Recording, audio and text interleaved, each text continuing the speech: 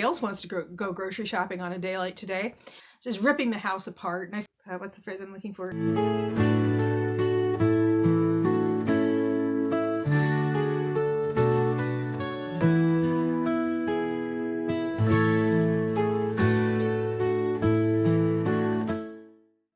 Hi, I'm Sock Marionette, doing business as bargain counter argument, and I'm a middle-aged lady in a tiara celebrating Vlogmas.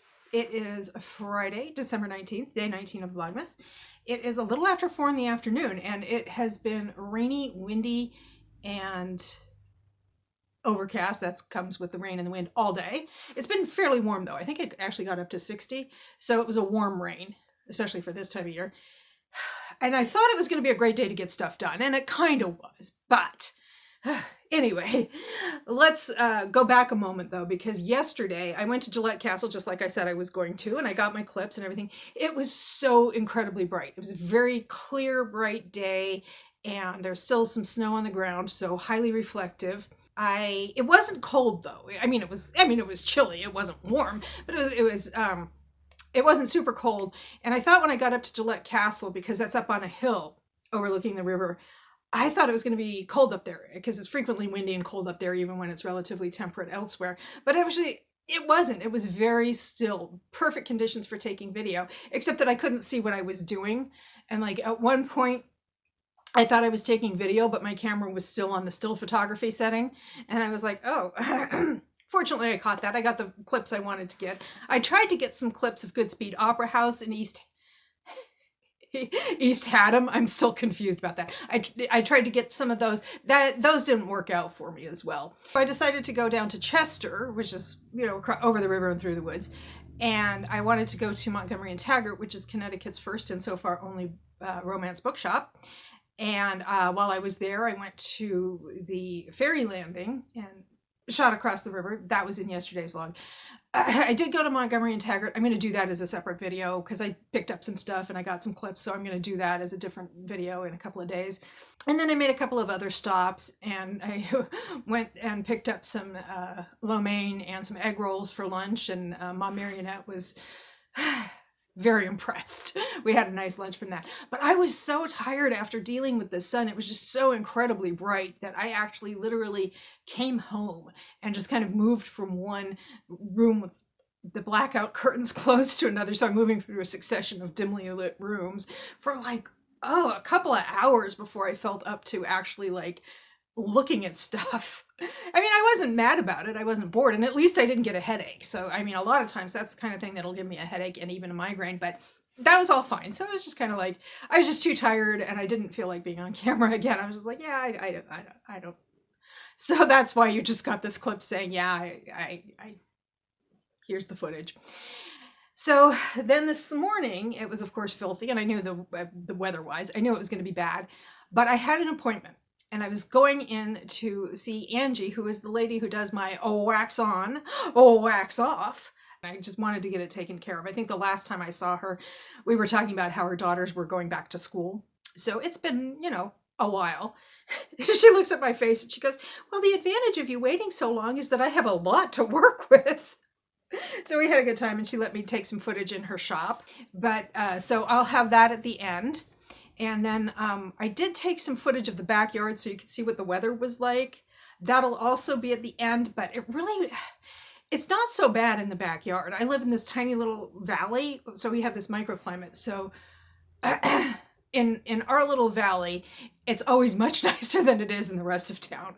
And so afterward, I was going to go just to the grocery store that's by Angie's and get some produce because we were out of salad stuff. And I was going to do that.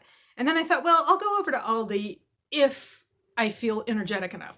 And I did. So I went over to Aldi and the parking lot was kind of empty. And I was like, oh, well, nobody else wants to go grocery shopping on a day like today. There was a handwritten sign in the window. They were closed because their power was out. So when I left, I came up to this intersection and the traffic lights were out.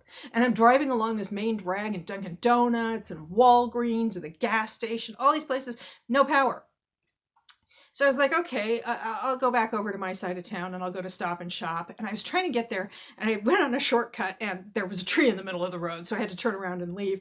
And so I finally just went to the grocery store by Angie's and then I came home and then I was, so that's like, it was kind of a nice day to get stuff done. I got some of the stuff done. I got the produce. I got my face done and I got the produce. And then I got home and here's a package update from last Friday when I went to the post office and I mailed like 5 packages and people were like, oh, thank you. I like this. I like that. Or I put it under the tree for later or whatever it was. Well, one person hadn't gotten back to me and I knew that this person, if they had gotten their package, they would have said so. So I double checked. I said, did you ever get it or anything? And they're like, no. And I'm like, okay. I'll have to find the tracking information. Well, I could not find it. I'm usually really conscientious about that kind of thing, but I could not find the receipt with the tracking numbers on it anywhere. Just ripping the house apart. And I finally found it. It was in my purse, which was of course the first place I checked, but it was all folded up in this tiny little piece of paper that got wedged in a corner.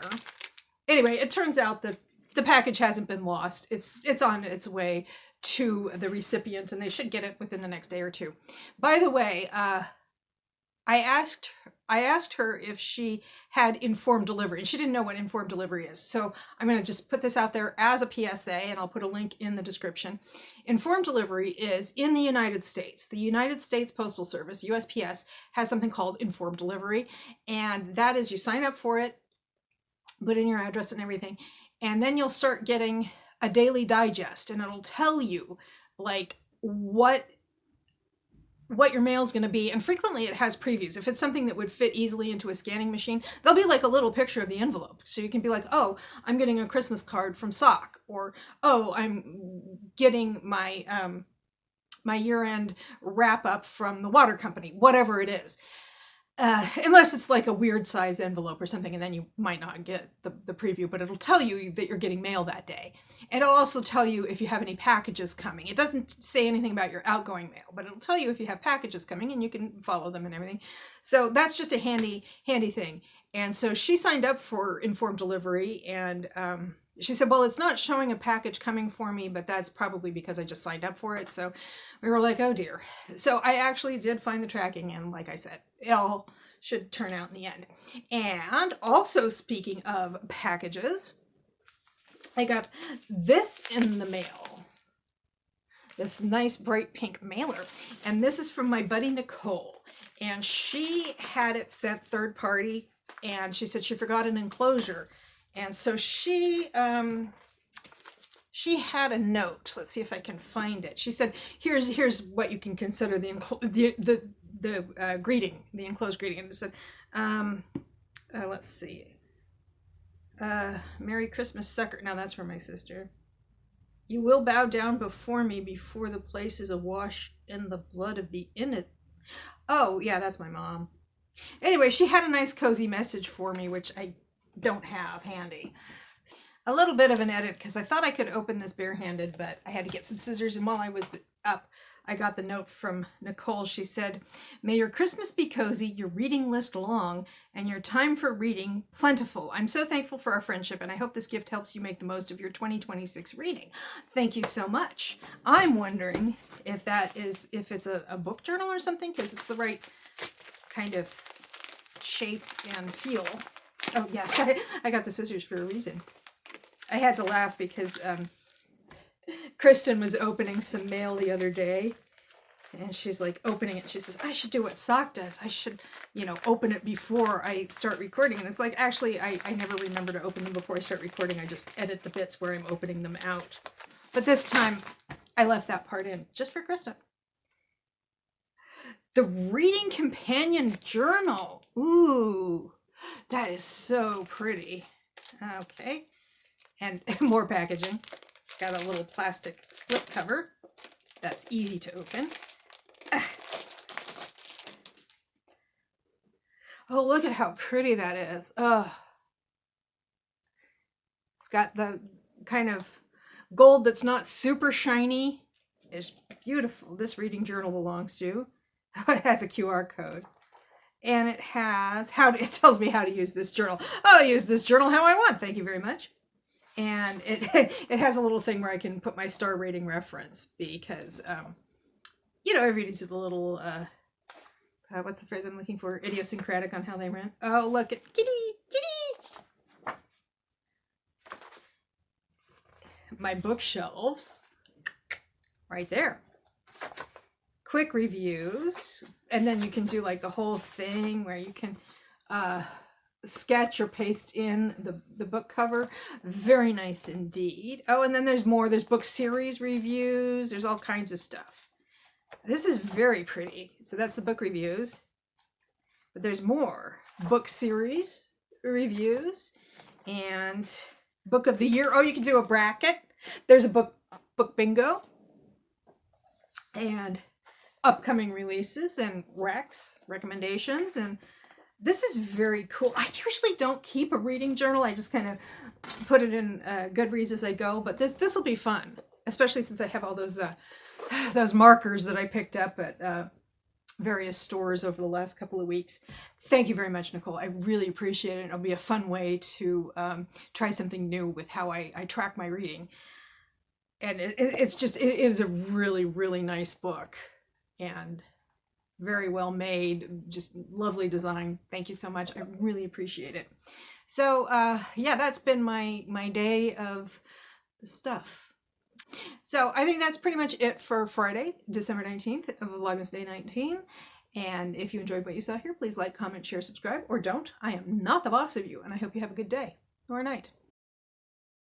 So when I went out earlier, I placed my phone on the dashboard so I could get some footage of the weather up through the windshield. But I forgot to reorient the camera, so I just got the dashboard. So the 21st century equivalent of leaving the lens cap on, basically. So now I'm doing some shaky handheld footage from my 3-season room. And I'm going to stick the camera outside the door while I stay inside.